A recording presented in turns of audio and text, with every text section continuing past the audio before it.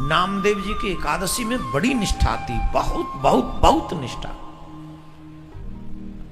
नामदेव जी तो इतना निष्ठा रखते थे एकादशी में कि न तो अन्न खाते हैं और न किसी को अन्न खिलाते हैं। एकादशी के दिन अन्न खिलाते भी नहीं है वो, किसी को नहीं, कोई आ जाओ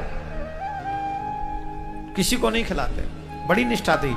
एक बार ठाकुर जी ने सोचा नामदेव जी की एकादशी की निष्ठा की परीक्षा लेनी चाहिए, तो नामदेव जी की एकादशी की परीक्षा ले लिए स्वयं भगवान बूढ़े ब्राह्मण बन के आए और झट उनके द्वार पे आके गिर पड़े। नामदेव जी भागे, क्या हुआ महाराज, क्या एकादशी का दिन, क्या हुआ महाराज, क्या हुआ, क्या हुआ महाराज, क्या हुआ? अरे कुछ नहीं भैया, कई दिन से भूखे हैं, कुछ खाने को नहीं मिला, अगर खाने को मिले तो प्राण बचे, कुछ खाने को दो। बोले महाराज अब तो आज तो एकादशी है, आज क्या खाओगे?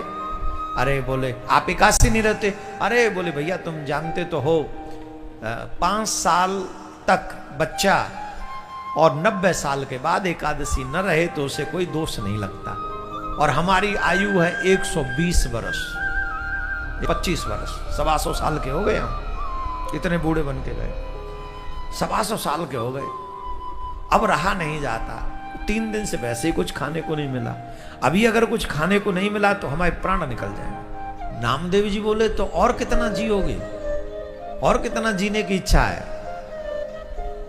लोग 100 साल में चले जाएं बहुत है, तुम तो महायात्रा कर चुके, 120 इनफ होती है, 125 जी चुके हो, लीला पूरी होने दो। और आज वैसे एकादशी, आज प्राण निकल गए तो फिर लौट के नहीं आना पड़ेगा, आज तो बैकुंठनाथ के दरवाजे खुले, आज के दिन जो मरेगा सीधे बैकुंठ जाएगा। अरे नहीं नाम भाई कुछ दो खाने को, तो बोले ठीक है हम अन्न तो नहीं देंगे, आप दूध ले लो, आप कुछ दही खा लो, आप कुछ फल फूल खा लो।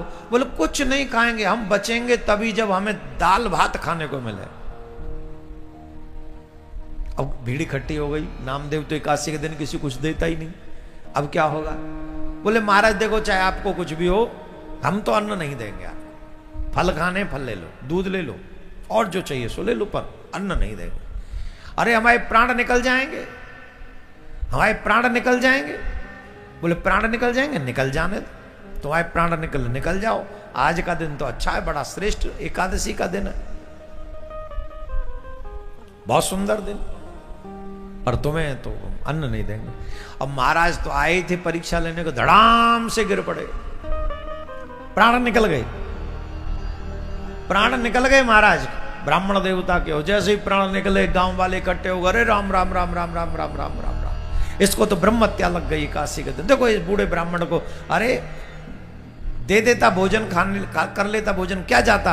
अरे बता बड़ा धर्मात्मा बन रहा। गांव वाले शुरू, दुनिया वाले तो ऐसे ही है ना, हर जगह पे खिंचाई करना प्रारंभ कर देते, कर दी शुरू।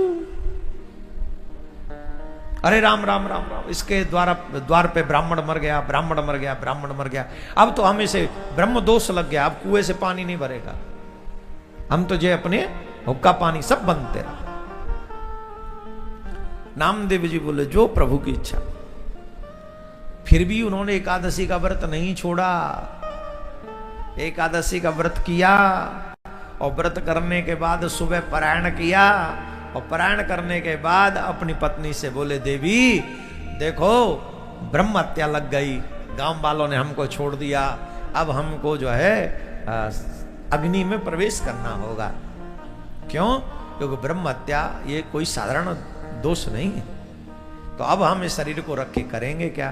ब्राह्मण देव को चिता में बैठा लेंगे और इन्हीं के साथ हम भी समा जाएंगे। तो देवी बोली मैं भी आप ही के संग समाऊंगी, बच्चा बोला मैं भी आप ही के साथ अग्नि में प्रवेश करूंगा। देखो धर्म निष्ठा, इसको कहते हैं निष्ठा। और हमारी निष्ठा तो क्षणे निष्ठा क्षणे पुष्टा, रुष्टा निष्ठा पुष्टा पुष्टा क्षणे क्षणे।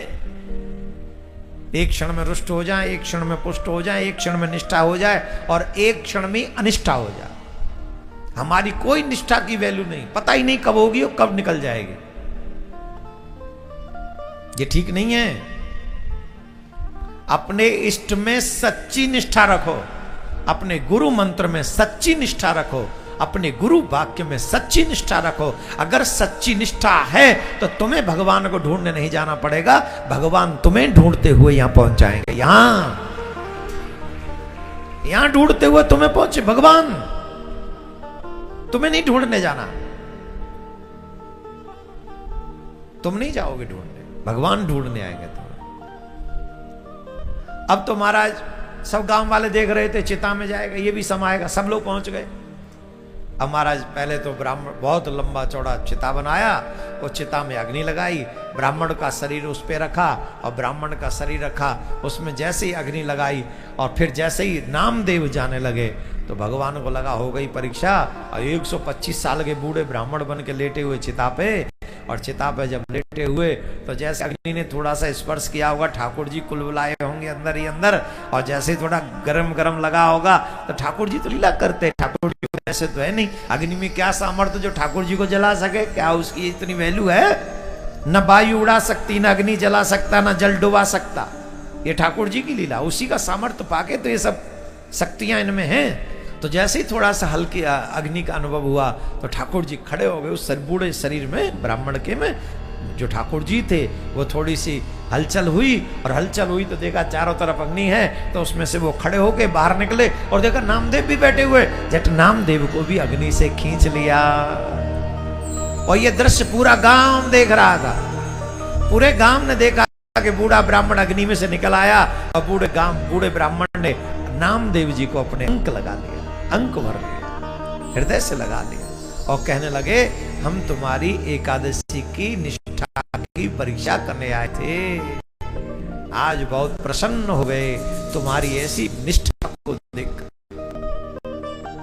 आज व्यक्ति धर्मात्मा नहीं है, धर्मात्मा होने का नाटक करता है, और नाटक करने से बात बनेगी नहीं, धर्मात्मा बनने से ही बात बनेगी, नाटक करने से नहीं।